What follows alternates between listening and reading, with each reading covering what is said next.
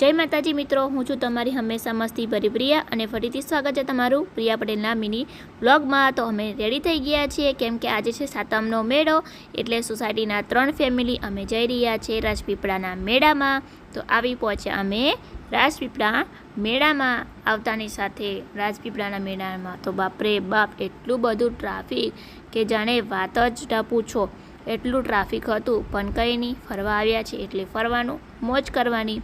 અને અહીંયા ઠેર ઠેર વાંસળીવાળા, ફુગ્ગાવાળા, કપડાવાળા હતા। અને અહીંયાની ફેવરેટ સ્કીમ 100ના 2, 50ના 2, 150ના 2। અને અહીંયા અમારા માનવ માટે અંજન વાંસળી લઈ રહ્યા છે।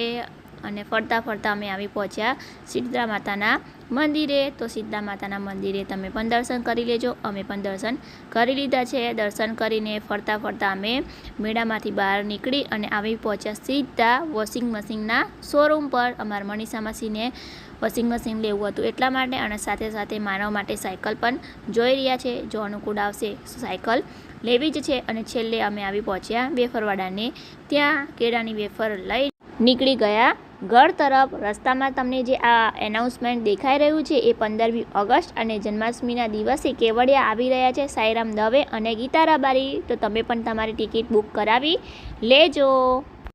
આજના માટે આટલું જ। મળીશું નવી મોજ મસ્તી સાથે, નવા કન્ટેન્ટ સાથે। લાઈક કરો, શેર કરો, ફોલો કરો અને હા, મારી યુટ્યુબ ચેનલને સબસ્ક્રાઈબ કરવાનું ભૂલતા નહીં। Bye bye.